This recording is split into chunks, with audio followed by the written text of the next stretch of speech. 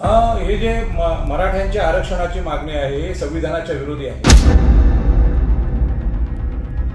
तर आपल्या देशात स्वातंत्र्यपूर्व काळात हजारो वर्ष विषमता होती आणि विषमता लादणारे लोक होते ब्राह्मण, क्षत्रिय, वैश्य।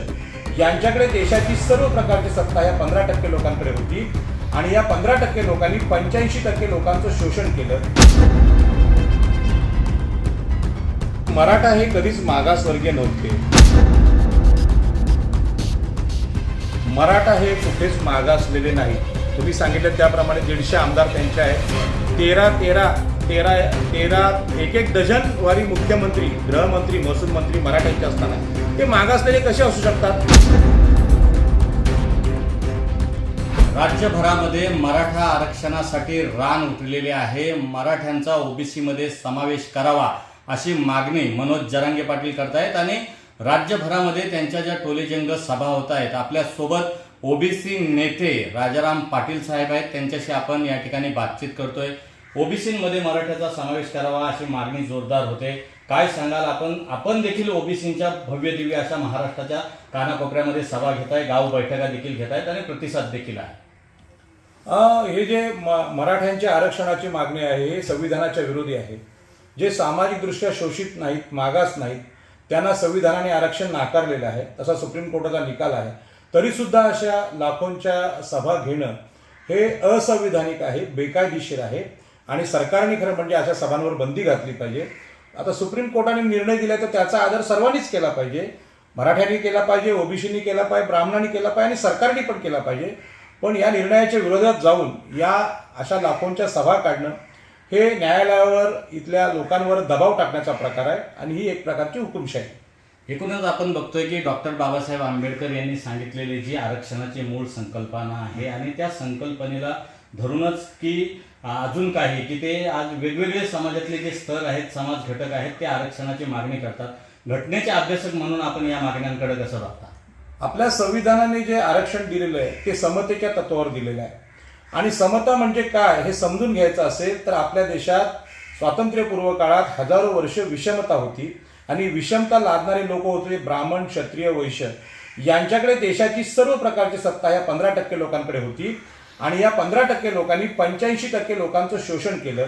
त्या लोकांच्या बद्दल महात्मा ज्योतिबा फुले यांनी शब्द वापरलाय की स्त्री शूद्राती शूद्र, म्हणजे स्त्रिया शूद्र म्हणजे ओबीसी, एससी, एसटी या लोकांचं शोषण या उच्चवर्णीयांनी केलं। यांचे सगळे प्रगतीचे मार्ग रोखले आणि त्याच्यामुळे परिणाम असा झाला की या परिणामामुळे ते मागे राहिले, शोषित राहिले आणि त्यांना पुढे येण्याचा मार्ग बंद झाला।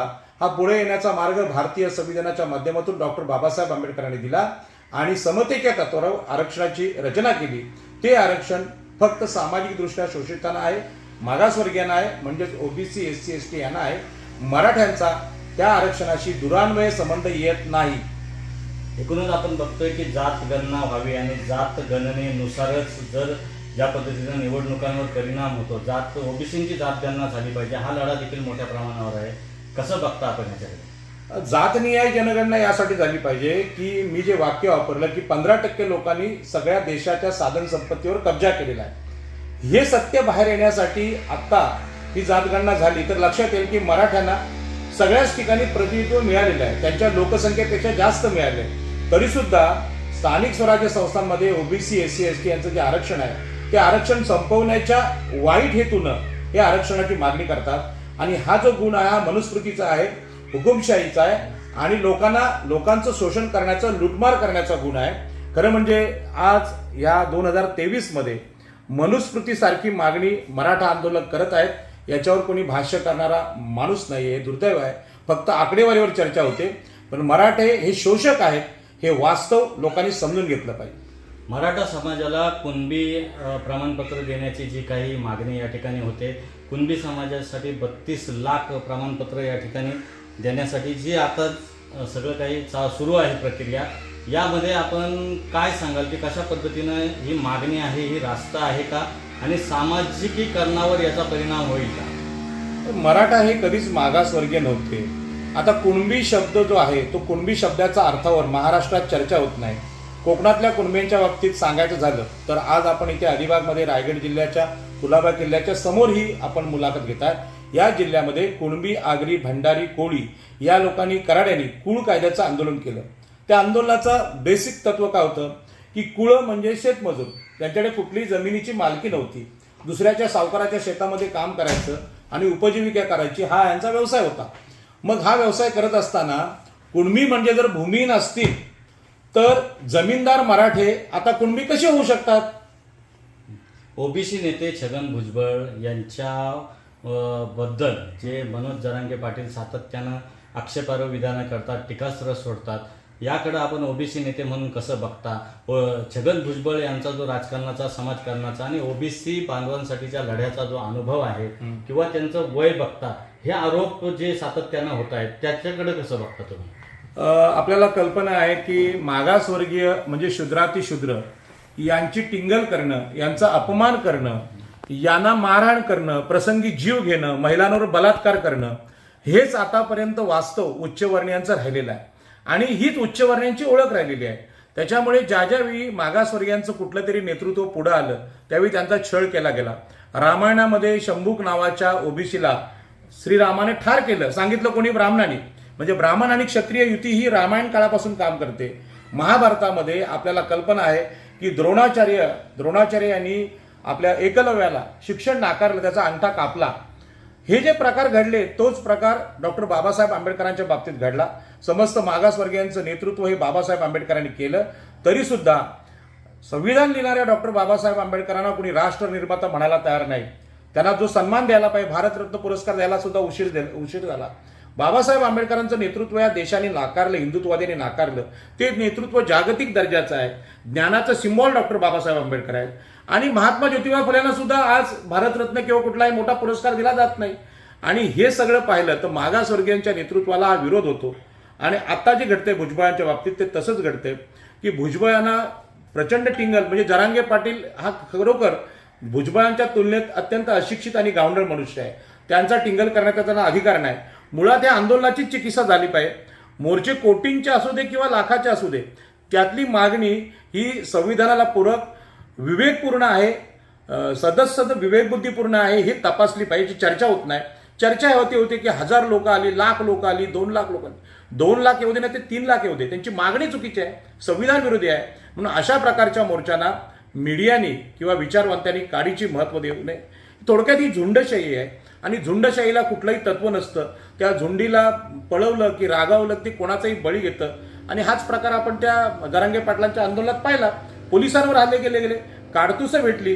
पण दुसरा कुठला समाज असता, आदिवासी असता किंवा मागासवर्गीय असता तर त्यांना आत्महत्या टाकले असते, त्यांच्या आंदोलनावर बंधनं आणली असती.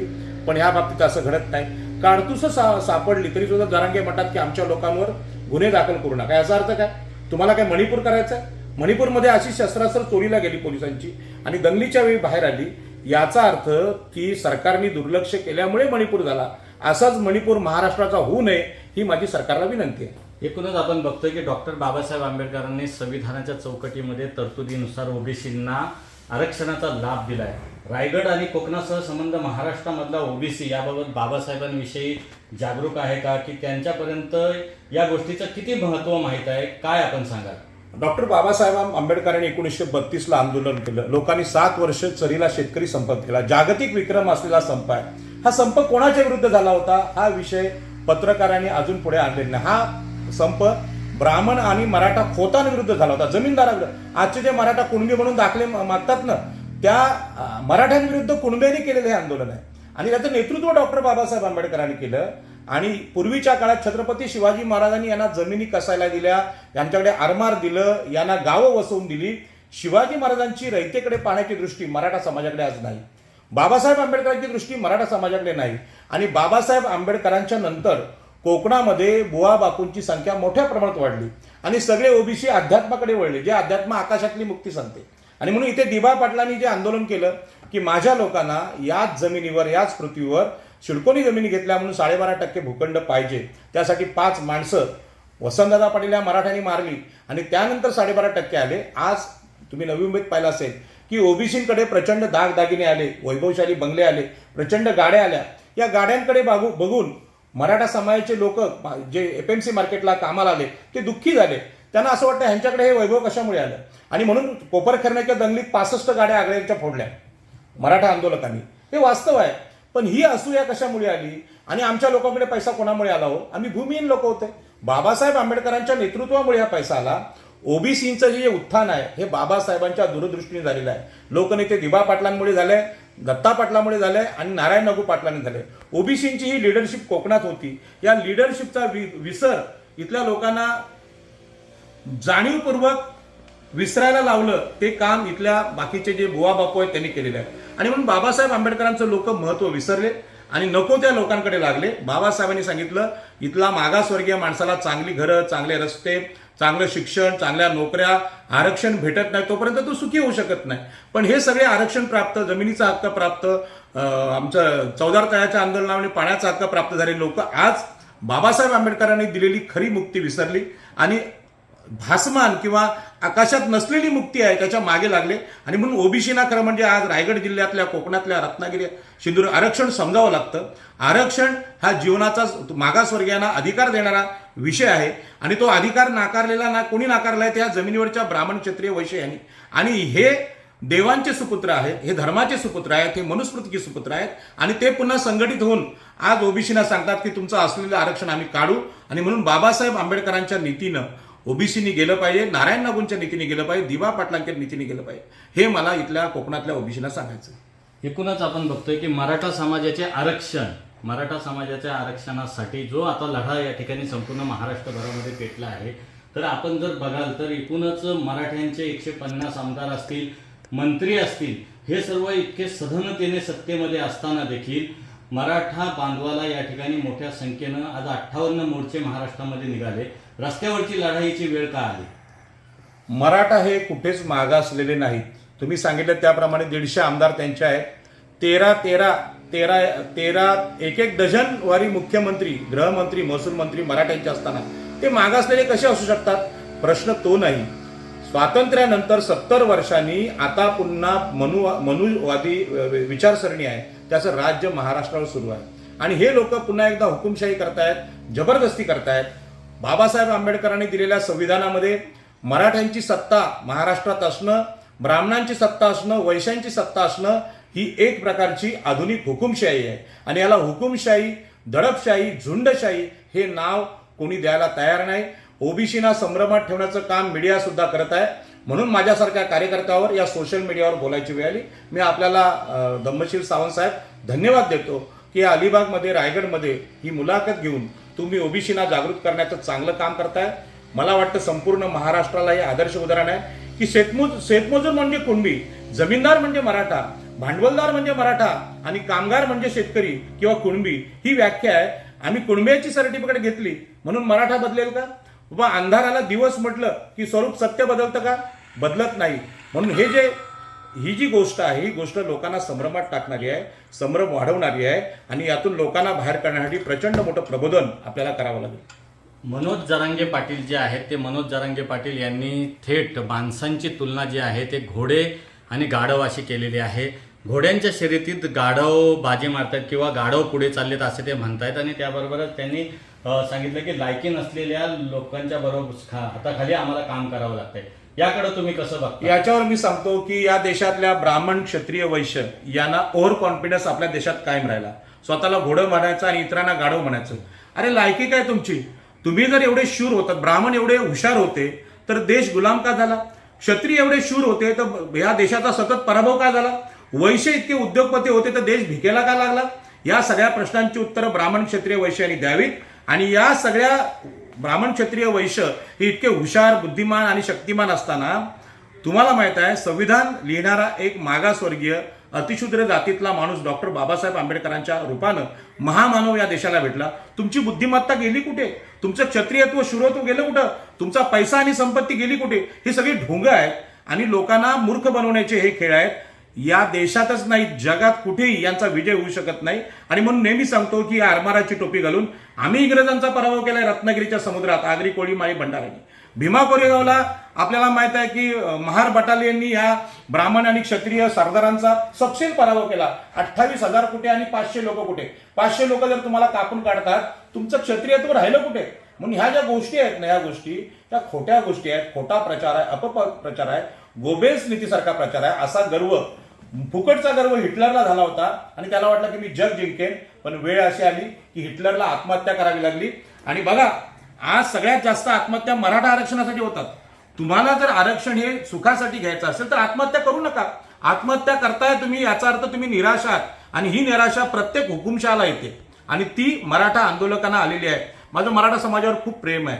तुम्ही कधीही आत्महत्या करू नका. तुम्ही जिवंत राहिलात तर हा देश आहे, हा स्वर्ग आहे, हा दिसणार आहे. मेल्यानंतर काहीच दिसणार नाही. आणि आरक्षणाने असं काय मोठं कल्याण झालंय? मी पण आरक्षणाचं म्हणजे तुम्ही पण आरक्षण, मला कधी नोकरी सरकारी लागली नाही, मी कधी परमनंट झालो नाही, म्हणून मी दुःखी नाही. पण माझ्या समाजातल्या पिचलेल्या लोकांना, आदिवासींना, मातंगांना, चर्मकांना, शिंप्यांना, न्हाव्यांना त्या आरक्षणाची गरज आहे, म्हणून मी लढतोय. मी आरक्षणाचा 1 रुपया फायदा घेत नाही, मला त्याची तशी गरज नाही. पण आरक्षणासाठी लढणं हे बाबासाहेब आंबेडकरांचा मार्ग आहे. आरक्षणाने लढणं हा दिबासाहेब पाटलांचा मार्ग आहे. आरक्षणासाठी लढणं भगवान बुद्धांचा समतेचा मार्ग आहे. आणि समतेच्या तत्वासाठी इथला सागरपुत्र, आगरी, कोळी, भंडारी संपूर्ण देशाला नेतृत्व देईन. कारण ही जबाबदारी डॉक्टर बाबासाहेब आंबेडकरांनी आमच्या खांद्यावर टाकले, छत्रपती शिवाजी महाराजांनी टाकले, ती आम्ही कधी सोडणार नाही आणि जागेवरून हलणार नाही. मराठा आरक्षणासाठी ज्या पद्धतीनं मराठा समाज जो आहे तो रस्त्यावर उतरलेला आहे, एका बाजूला त्यांचे मोर्चे होत आहेत तर दुसऱ्या बाजूला ओबीसींचे देखील त्याच तोडीचे मोर्चे होत आहेत.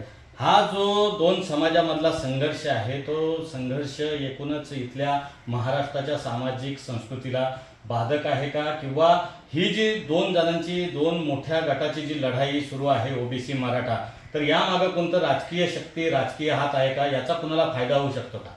बघा, आपल्या देशाचं जे राजकारण आहे हे नेहमी मनुवाद्यांच्या सोबत राहिलेलं आहे. यांनी विषमता लादण्याचा प्रयत्न आपल्या देशात केला आणि या विषमतेविरुद्ध बाबासाहेब आंबेडकरांनी संविधानिक समता आणली आणि सांगितलं की देशाची समता आणि संविधान टिकवायचं असेल तर मागासवर्गीयांनी लढलं पाहिजे. मागासवर्गीय म्हणजे कोण? ओबीसी, एससी, एसटी आणि स्त्रिया. आणि उच्चवर्णीय लोक आहेत, मराठे, ब्राह्मण, वैश्य, हे नेहमी इतरांवर गुलामी लादण्यासाठी त्यांच्या जमिनी, त्यांच्या जागा, त्यांचं जंगल, त्यांचं शिक्षण, त्यांचं आरक्षण, त्यांचा धर्म, त्यांच्या स्त्रिया ह्यांचं हे लुटण्यासाठीच काम करत आले. त्यामुळे या संघर्षाला आम्ही ओबीसी घाबरत नाही.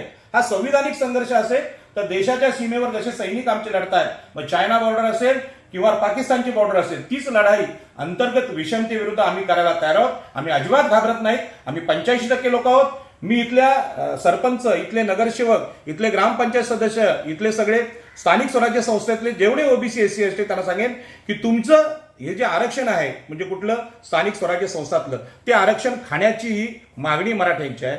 यांच्याकडे महाराष्ट्राचा मुख्यमंत्री आहे, गृहमंत्री आहे, महसूल मंत्री आहे. तुम्हाला काय गरज आहे याची ओबीसी आरक्षणाची, स्थानिक स्वराज्य संस्थातल्या 50% आरक्षणाची? यांचं दुःख हेच आहे. कधी इथला सरपंच आदिवासी म्हणून खुर्चीत बसायला नको. इथे जर आदिवासी बसला असेल तर समोर मराठ्याला बसायची लाज वाटते. ही जी क्षत्रिय अस्मिता आहे त्या क्षत्रिय अस्मितेमुळे ओबीसी 85% मागासवर्गीय विरुद्ध मराठ्यांचं आंदोलन उभं राहिलंय. हे आंदोलन विषमता दर्शक आहे आणि हे आंदोलन ओबीसीसाठी संविधानिक आहे आणि मराठ्यांसाठी मनुवादी आंदोलन आहे. या मनुवादाविरुद्ध या देशातल्या सगळ्या ओबीसी, एससी, एसटींना आम्ही संघटित करू, आम्ही लढू आणि या लढाईमध्ये मृत्यू जरी आला तरी आम्ही घाबरत नाही. अशी लढाई बाबासाहेब आंबेडकर लढले. 14 तल्याच्या आंदोलनात बाबासाहेब आंबेडकरांच्या डोक्यावर दगड मारला गेला, रक्त सांडलं गेलं, जीव घेण्याचे अनेक प्रयत्न झाले, परंतु समाजाचा कणखर पाठिंबा बाबासाहेबांच्या लोकांचा बाबासाहेबांना होता. मलाही विश्वास आहे की ओबीसींच्या जे लिडरशिप आहे किंवा ओबीसींचे जे लोक आहेत, मागासवर्गीय एससी लोक आहेत, मागच्या या 4-5 दिवसातले जे मला फोन आले त्यामध्ये मायक्रो ओबीसी हा लढाईला आता उतरलेला आहे. मोठ्या ओबीसीच्या जाती तर भुजबळांच्या नेतृत्वाखाली लढतात, पण छोट्या छोट्या जाती सुद्धा आज प्रचंड त्वेषाने या रणांगणात उतरल्यात आणि आम्हाला विश्वास आहे की इथला मागासवर्गीय हा पराक्रमी आहे, मागासवर्गीय शूर आहे, तो चारित्र्यवान आहे, तो शीलवान आहे. कोणत्याच लढाईत तो कधीच हारणार नाही. कारण आता राज्य मनुस्मृतीचं नाही, भारतीय संविधानाचा आहे आणि हा कॅमेरा सगळं जग बघतंय. मला माझे जगताप म्हणून मित्र आहेत नवी मुंबईतले, त्यांनी सांगितलं परवाचा माझा व्हिडिओ आहे CWCचा, तो संपूर्ण जगाने पाहिला. मला ऑस्ट्रेलियातून फोन आले, जर्मनीतून फोन आले, अमेरिकेतून फोन आले, इंग्लंडमधून फोन आले. मी तिकडे गेलेले आमचे लोक, आज पराक्रमी लोक, मागासवर्गीय लोक सांगतात पाटील साहेब तुमच्या लढाईला आमचा जाहीर पाठिंबा आहे, तुम्ही अजिबात हरायचं नाही, तुम्हाला काही कमी पडू देणार नाही.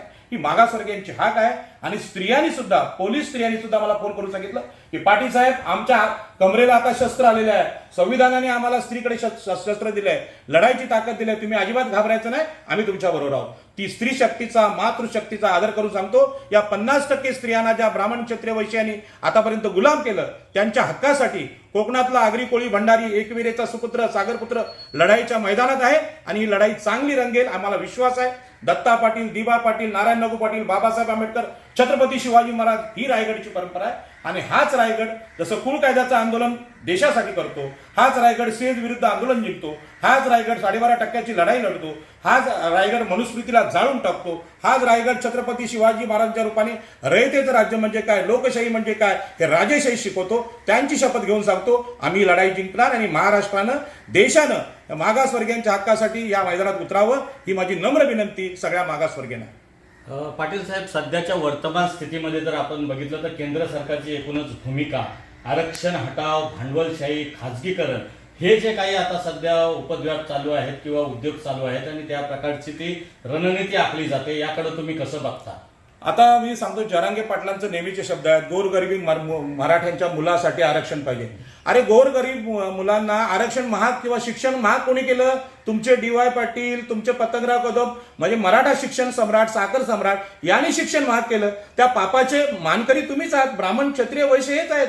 तुमच्याच लोकांनी तुमची वाट लावली, त्याच्याबद्दल ब्र शब्द काढत नाही. आणि ओबीसीने आमचं आरक्षण खाल्लं, बौद्धांनी आमचं आरक्षण खाल्लं, आंबेडकरवाद्यांनी आमचं आरक्षण खाल्लं. या चोराच्या उलट्या बोंब्या महाराष्ट्र सहन करणार नाही. हे चुकीच्या गोष्टी आहेत. आणि म्हणून सांगतो, मराठ्यांची जी अवकळ आलेली आहे ती क्षत्रिय अहंकारामुळे आली.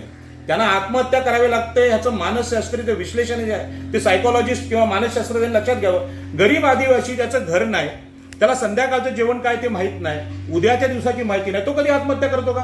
आमचा मच्छीमार बांधव समुद्रात जातो, मासे मिळत नाही, प्रदूषणानं समुद्र नासवला म्हणून त्यांनी कधी आत्महत्या केली का? कोळणीला आता मासे विकायला नाहीत म्हणून तिने कधी आत्महत्या केली का? कुठल्या कोकणातल्या स्त्रीने आत्महत्या केली का? याचाच अर्थ जीवनाशी 2 हाताने लढाई करतो तो शूर, क्षत्रिय शूर नव्हे. तो आत्महत्या करतोय त्याला आरक्षण नाही म्हणून. हा क्षत्रियांचा पराभव आहे. म्हणून क्षत्रिय कधी शूर नव्हते. मागासवर्गीयांनी आपला आत्मविश्वास वाढवावा. मागासवर्गीयांचे आदर्श नेते, विज्ञानवादी नेते डॉक्टर बाबासाहेब आंबेडकर आहेत, ज्यांना कुठलीही सवलत, कुठलाही आदर किंवा कुठलाही मान सन्मान या समाजाने दिला नाही, तरी या देशावर न रागवता त्या माणसाने सगळ्यांवर प्रेम केलं. ब्राह्मणांवर केलं, क्षत्रियांवर केलं, वैश्यांवर केलं. त्यांना पण आरक्षणाचे फायदे दिले.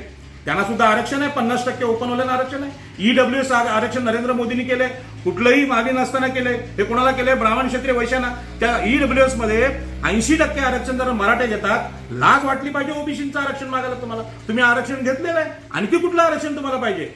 आरक्षण पाहिजे ओबीसीचं, कारण ओबीसीची ग्रामपंचायतीमधली, पंचायत समितीमधली, जिल्हा परिषदेमधली, रायगड जिल्हा परिषद ओबीसीकडे आहे. नारायण नागू पाटलांपासून आहे, बाबासाहेब आंबेडकरांपासून आहे, जयंत पाटील, प्रभाकर पाटील हे इथले आता राज्यकर्ते आहेत, मीनाक्षीताई आहेत, पंडित पाटील आहेत. त्या रायगडची सत्ता, ओबीसीची सत्ता कशामुळे? बाबासाहेबांच्या आंदोलनामुळे. ही सत्ता त्यांना खाऊन टाकायची आहे. आणि म्हणून ओबीसीनो सावध व्हा. या आरक्षणाच्या लढाईत आतापर्यंत बौद्ध बांधव लढत होता, आंबेडकरी समाज लढत होता, मंडल आयोगाच्या आंदोलनात लढत होता, त्यावेळी आम्ही कमंडलमध्ये होतो. आता सुद्धा हा न्याय करावा लागेल. कमंडल म्हणजे भाजप, कमंडल म्हणजे संघ परिवार, कमंडल म्हणजे हिंदुत्व यांच्या विरोधात संविधान हातात घेऊन आपल्याला लढाई लढावी लागेल. आणि म्हणून रायगड जिल्ह्यातल्या कोकणातल्या ओबीसींना माझी कळकळीची विनंती आहे, तुमच्या हातात जे जे आहे ते आरक्षणाला मदत करा. पत्रकार बांधव याच्या बातम्या लावतात, त्यांना भाजी भाकरी तुम्ही दिली पाहिजे. पत्रकारिता फुकट चालत नाही. आणि पत्रकारांचे आदर्श डॉक्टर बाबासाहेब आंबेडकर राहिले. त्यांनी सांगितलं इथला ओबीसी शुद्रा मुक नाही काय, मुका आहे. त्यांना मुक्याला बोलतं करण्याचं काम फक्त पत्रकार बांधव करू शकतात. आणि आज सोशल मीडिया हा आमच्या बाजूने आहे, मागासवर्गीयांच्या बाजूने. त्याचा उपयोग करून पंतप्रधान नरेंद्र मोदींना सांगूया की आर्थिक निकषावरचं आरक्षण हे सामाजिक आरक्षण संपवण्याचा डाव आहे. म्हणजे मोदींना हे सांगायचं की जाती आधारित शोषण इथं नव्हतं, पण मोहन भागवत यांनी सांगितलं ना, 5000 वर्ष आम्ही शोषण केले, पंडित आणि ब्राह्मणांनी आम्ही शोषण केले, आम्ही माफी मागतो. हीच माफी मराठा नेत्यांनी जरांगे पाटलांसहित शरद पवार पासून अजित पवारांपर्यंत अशोकराव चव्हाण, पृथ्वीराज चव्हाण या सगळ्यांनी या समाजाची माफी मागितली पाहिजे की ब्राह्मणांच्या बरोबर तलवार घेऊन आम्ही तुम्हाला लुटायला शत्रू म्हणून हजर होतो, आम्ही माफी मागतो, आम्ही चोरी केली. आणि अदानी, अंबानी, रिलायन्सने सुद्धा या देशाची माफी मागितली पाहिजे. आणि कधीतरी मागासवर्गीयांच्या हातात ही सत्ता दिली पाहिजे. आता यावरचा एकच उपाय, पण आपल्या देशाचे आपल्या महाराष्ट्राचे मुख्यमंत्री एकनाथ शिंदे मराठा आहे म्हणून जरांगे पाटील आवाज करतात.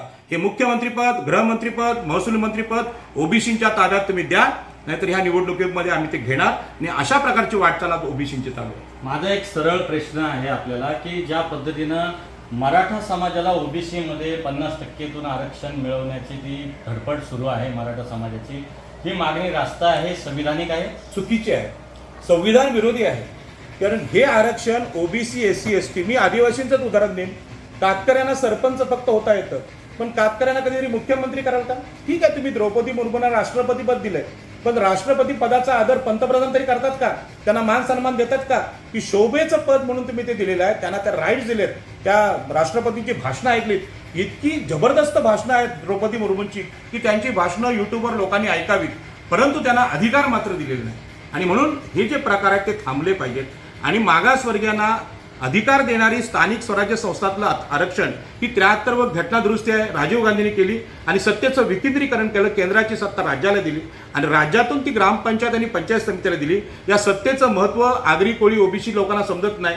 तुम्ही जिल्हा परिषदचे अध्यक्ष झालात, तुम्ही पनवेल महानगरपालिकेचे महापौर झालात किंवा नगराध्यक्ष झालात, प्रशांत ठाकूर असतील, दिबा पाटील साहेब असतील, संजीव नाईक असतील, नवी मुंबईचे सागर नाईक असतील, मुंबईचे महापौर आणखी कोळी बांधव झाले, यांना कधी आरक्षणाचं महत्त्व कळलं नाही. कारण बाबासाहेब आंबेडकर त्यांनी वाचले नाहीत. कारण आरक्षणाचे मिळालेले सगळे फायदे त्याचे निर्माते डॉक्टर बाबासाहेब आंबेडकर आहेत. हे देवानी धर्माने दिलेले अधिकार नाहीत. उलट देव आणि धर्म आणि मनुस्मृती यांना तुम्हाला जे अधिकार नाकारले होते ते संविधानाने दिलेत. आणि म्हणून या सगळ्या मागासवर्गीयांनी आता जागं झालं पाहिजे. आता धर्म तुमच्या बरोबर येणार नाही आणि धर्म तुम्हाला मदत करणार नाही. धर्म नेहमीच मोदी आणि एकनाथ शिंदे फडणवीस यांच्या बाजूने राहिला, आजही त्यांच्या बाजूने आहे. आणि म्हणून दिबा पाटील साहेबांना भारतरत्न पुरस्कार या रायगडमध्ये मिळत नाही, दत्ता पाटलांना मिळत नाही, नारायण नागू पाटलांना मिळत नाही, ज्योतिबा फुल्यांना मिळत नाही. हे पुरस्कार मग ते महाराष्ट्र भूषण असेल किंवा भारतरत्न असतील, हे ब्राह्मण क्षत्रिय वैश्य यांनाच मिळतात. मागासवर्गीयांना काय मिळत नाही याचं आत्मचिंतन इथल्या मागासवर्गीय ओबीसी बांधवांनी करावं. ओबीसींचे जे आहेत ते अनेक प्रश्न आहेत, त्यामध्ये आपण बघतो की बेरोजगारी असेल, प्रतिनिधित्वाचा अभाव असेल, हे प्रश्न सोडवण्यासाठी भविष्यात ओबीसी नेते म्हणून राजाराम पाटील काय भूमिका घेणार आहेत? महाराष्ट्रभर आपण सध्या ओबीसींची जनजागृती करण्यासाठी फिरता, पण महत्वाचा जो मूळ प्रश्न आहे तो प्रश्न प्रलंबित राहतो, त्यासाठी पुढची भूमिका काय? बाबासाहेब आंबेडकरांनी सांगितलं जगातलं सर्वश्रेष्ठ आणि आदर्श संविधान बाबासाहेबांनी लिहिलं, पण त्यांनी हे सांगितलं की संविधान चुकीच्या माणसाच्या हातात असेल तर उलटे परिणाम होऊ शकतात. आणि त्याचे परिणाम आज आपण भोगतोय. सगळ्या प्रकल्पांचं खाजगीकरण यांनी सांगितलं. प्रकल्प विकायला लागले. नवी मुंबईचा विमानतळ आगरी कोळ्यांच्या जमिनीत, त्याला नाव द्यायचं दिबा पाटलांचं, पण तो अदानीला तुम्ही विकलेला आहे. आता अदानीला विकल्यानंतर त्याच्याकडे भीक मागायची काय? नाव द्या, नाव द्या. ज्यांचा विमानतळ दुसऱ्याचा झाला तो आपलं नाव देईल का? आणि म्हणून आपल्याला हे सांगायचं आहे की आता ओबीसीनी कुठली जात न्याय जनगणना करावी मागणी ब्राह्मण क्षत्रिय वैश्य यांच्याकडे करू नये. भीक मागण्याची वृत्ती सोडावी. मागून काही मिळत नाही. तुम्हाला जर काही मिळवायचं असेल तर स्वतःच्या हिमतीवर मिळवा. ग्रामपंचायतीपासून विधानसभा, राज्यसभा, विधान परिषद, लोकसभा ताब्यात घ्या. तुम्ही क्षत्रियांचा जो गुण आहे सत्तेचा, हा सत्तेचा गुण क्षत्रियांचा लुटारूपणाचा आहे, पण लोकांना न्याय देणारा संविधानाचा गुण आत्मसात करा, जो बाबासाहेबांनी सांगितलेला आहे. आपण सत्ता हाती घेऊया. आता निवडणुका लढा, यांचा निवडणुकीत पराभव करा आणि आपलं जर राज्य आलं, आपलं सरकार आलं तर आपण लोकांशी नक्कीच न्याय करू शकतो. जे मराठा समाजाचा प्रश्न आहे, गरीब झालो, पोरं आत्महत्या करायला लागली, मरायला लागली, त्यांना जीवदान द्यायचं काम फक्त ओबीसी SC ST बांधव करू शकतो. माझं तर म्हणणं आहे की ओबीसी SC ST आणि स्त्रिया यांनी सत्तेची तलवार आपल्या हातात घेणं हाच या समस्येवरचा उपाय आहे. कारण जमिनीवरची समस्या आकाशातला देव सोडू शकत नाही, तो माणूसच सोडू शकतो. हे बाबासाहेब आंबेडकर या महामानवाने सिद्ध केलं, दिबा पाटलांनी सिद्ध केलं. दिबा पाटलांची परिचय असा आहे की देव न मानणारा देव माणूस म्हणजे लोकनेते दिबा पाटील. आणि हीच परंपरा दत्ता पाटलांची, हीच परंपरा नारायण नागूंची आहे. पण ओबीसीने आपले महापुरुष कधी कळले नाही. आणि म्हणून अण्णाभाऊ साठे असतील, डॉक्टर बाबासाहेब आंबेडकर असतील, हे आमचे महामानव आहेत. या महामानवांच्या प्रती आम्ही अभ्यास केला पाहिजे. त्यांच्यासारखं जगण्याचा प्रयत्न करणं हे आपलं काम आहे. त्यांना कधी पूजा करू नका, देव करू नका. बाबासाहेब आंबेडकरांनी सांगितलं विभूती पूजा देशाला धोकादायक आहे. आणि म्हणून भगवान बुद्धांनी सांगितलं मला देव मानू नका, बाबासाहेबांनी सांगितलं मला देव मानू नका, तर माझ्या विचारांप्रमाणे जगा. ही जगण्याची पद्धत ओबीसीनी आत्मसात करावी असं माझी विनंती आहे. एकूणच आपण बघतोय की रायगड जिल्ह्यातील क्रांतिकारी आणि ऐतिहासिक रायगडच्या भूमीतील मुख्यालय असलेल्या अलिबाग या ठिकाणातून ओबीसी नेते राजाराम पाटील आपल्यासोबत जोडले होते. एकूणच डॉक्टर बाबासाहेब आंबेडकरांची संविधानिक लोकशाही मूल्य आणि त्याबरोबरच आरक्षणाच्या मुद्द्यावर आणि ओबीसी आणि मराठा समाज बांधवांमध्ये होत असलेला संघर्ष यावर त्यांनी अत्यंत अभ्यासपूर्ण आणि परखड असं आपलं मत मांडलेलं आहे. Dhammasheel Sawant, news reporter, Raigad.